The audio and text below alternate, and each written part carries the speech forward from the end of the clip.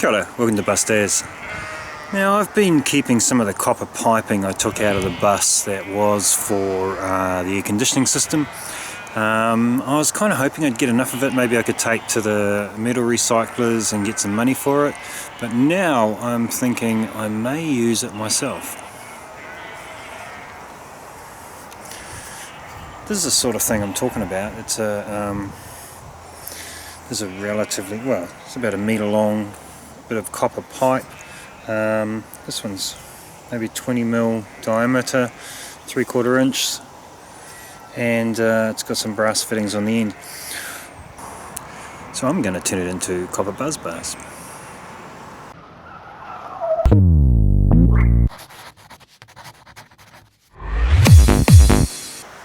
It's easy really, just grab a hacksaw and cut a bit off at the appropriate length for what you want. Then just chuck that piece in the vise and squash it flat.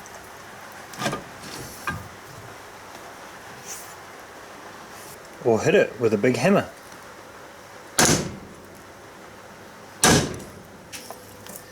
Or better still, both, until what you have is a pipe that is no longer a pipe. And in fact, if you hit a malleable metal like copper hard enough, it'll just join together and become one solid strip. And that is now a fairly solid copper busbar. Just needs cleaning up.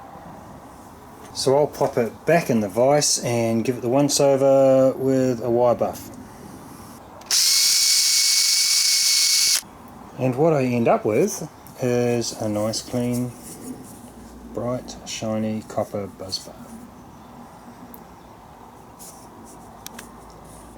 So this one just needs a couple of holes drilled in it at the appropriate spacing and it's ready to go.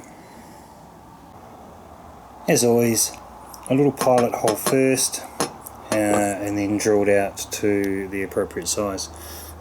You'll note these holes are quite rough. I'm just chucking 2 holes in it. For this particular one, spacing's not important. So that was a pretty simple process really, just from a piece of copper pipe to a short section of copper pipe, which I then squashed to make it flat, then hammered it flat to make it a single piece, then polished it up and drilled some holes in it. Now I could slip some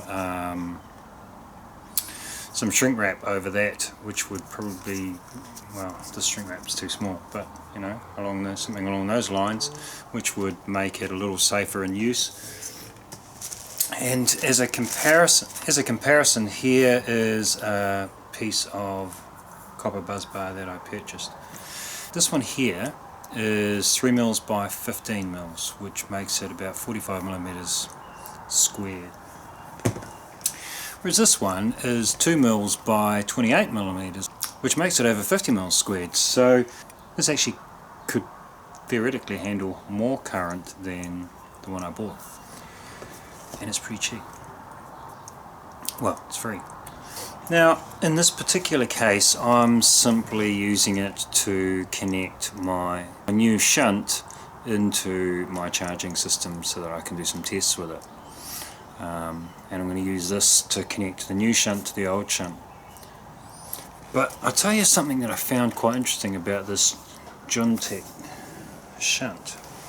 I'm fairly impressed with this as a unit, but there are a couple of really dumb things about it. Now, the first thing is that this is actually just a bolt.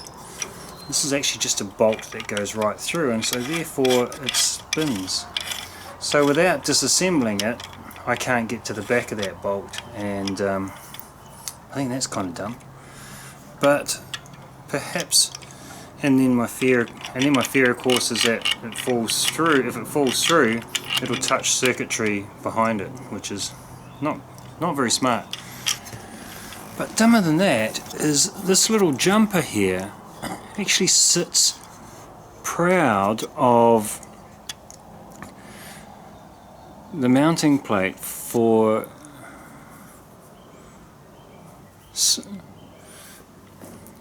it actually sits proud of the terminal mounting plate. So you'd have the potential, if your cables come out this side, of it actually shorting across that jumper, which I'm sure would not be a good thing. So that's just mad. Of course the terminals can go out either side, so I'll have to be very careful to stay away from that. That's a real trap, that. This one's not as bad. That's a little plug that goes in there, but obviously I can't come out over this side either, so I've got to go out this side for one cable and out the opposite side for the other. Not a major, just kind of stupid. Okay, so I've taken the 4 screws out that hold this top circuit board in place to get to the bolt head which is behind it, and of course I'm still kind of stuck because it's actually soldered through to the backboard.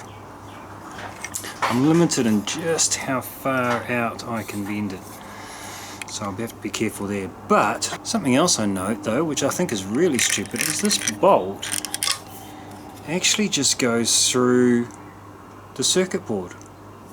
So when I tighten it up, I'm compressing the circuit board. It doesn't really make sense to me. Like, to me there should have been a hole cut out there to clear the head so that the bolt head was up against this, up against the actual shunt, up against the body of the shunt. But it's not. Oh well, it was pretty cheap. So I've pulled it apart just to check if the shunt had anything fancy going on in behind it that I could work my way around this, but it doesn't, and in fact it relies on being clamped to there as part of its contact by the looks of it. So while I think it's a bit of a dumb design, it's obviously how they've designed it, and I'm stuck with it. For the purpose of my testing, I'm just going to bolt this down on top of that nut. Now, I don't feel like that's best practice, but that'll work fine for tests. Now, the user manual does not explain whether or not that's the correct approach. It's possible that that's actually how it was meant to be all along, although that really doesn't make sense.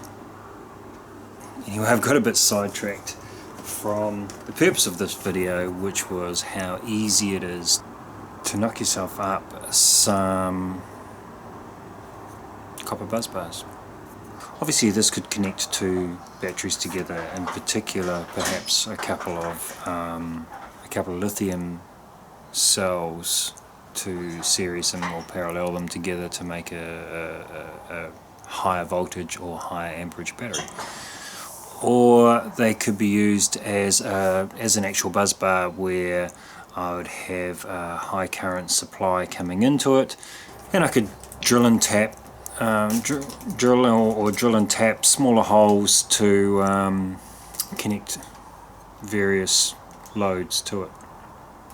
So that's all I have for you today. Thanks for watching. Hope you enjoyed the video. If you did, hit all the buttons, like and subscribe and all that, and hopefully we'll see you again soon. Take care.